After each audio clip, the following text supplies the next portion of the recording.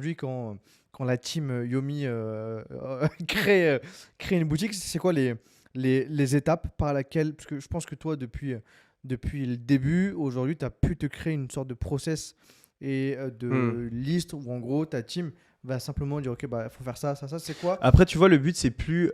C'est une mentalité très, très dropshipping, ça, d'essayer de créer le plus de boutiques possible. Nous, c'est vraiment l'inverse. Maintenant, on essaie d'en avoir le moins possible. OK. Puisqu'une seule marque peut te faire gagner des centaines de millions.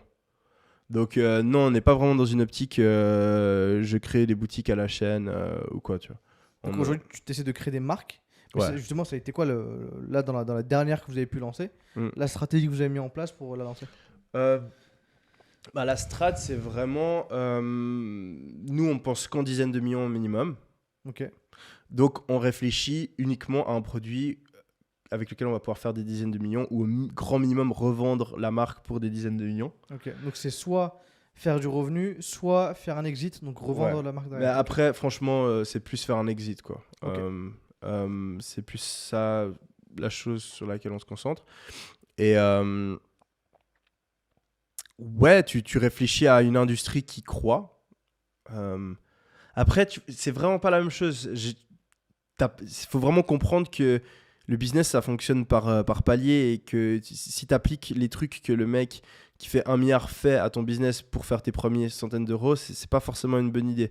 Et donc, quelqu'un qui se lance aujourd'hui dans le e-commerce, je lui recommanderais pas de faire ce que nous, on Bien a sûr. fait. Tu vois. Mais ouais, on réfléchit à. C'est vraiment, tu prends une tendance, tu essaies d'être sur une tendance qui monte, tu essaies d'être sur un produit où vraiment tu as un avantage concurrentiel, où tu arrives à te démarquer. Typiquement, on ne lance plus aucun produit. Quand tu lances une marque, tu peux faire ce qu'on appelle une marque blanche. Donc tu vas avoir un produit et tu vas juste avoir ton logo par-dessus. Et peut-être que tu changes un peu les couleurs et tout, mais au final, ton produit existe sur AliExpress, sur Alibaba. C'est presque exactement le même. Tu as juste un petit critère différenciateur qui est ton logo ou tes couleurs. Et ça, le problème, c'est que tu peux pas faire des dizaines de millions avec parce que, ben, ok, t'as pas une concurrence directe, on peut pas vendre exactement le même produit, mais on peut vraiment, vraiment se rapprocher de toi. Et t'as pas envie de te battre sur le prix.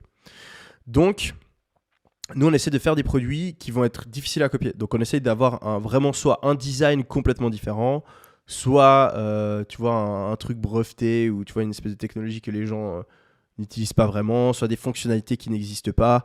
Donc ça, c'est un critère qui est très important pour nous aujourd'hui. Et ouais, donc on essaie de trouver une tendance, une industrie, un besoin, une nouvelle mode, un nouveau truc qui est en croissance parce que tu as toujours envie d'avoir une vague qui te pousse. Et ensuite, un truc complètement différent de la concurrence et qui va être difficile à imiter. Donc ça, c'est un peu les critères.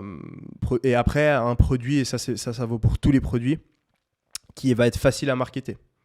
Donc, qui va aujourd'hui, tout fonctionne par vidéo, réseaux sociaux. Donc, tu essaies de trouver un produit qui va pouvoir être démontré en vidéo, qui va donner envie quand tu le vois en vidéo. Et qui peut être viral, qui peut, tu vois, TikTok, pub Facebook, etc. Tu essaies de penser à ça, ou même les influenceurs. Et ben ouais, quoi, les 2 derniers produits qu'on a lancés, c'était vraiment ça. Il y avait une espèce de combinaison de tout ça. Et après, ben, c'est un peu plus de prise de tête parce que si tu as envie d'avoir un truc différent, il faut le développer. Tu vois, certains trucs, on a dû développer des machines. Sur d'autres trucs, on a dû tu vois, développer des recettes ou enfin, des manières de faire le produit. Tu vois.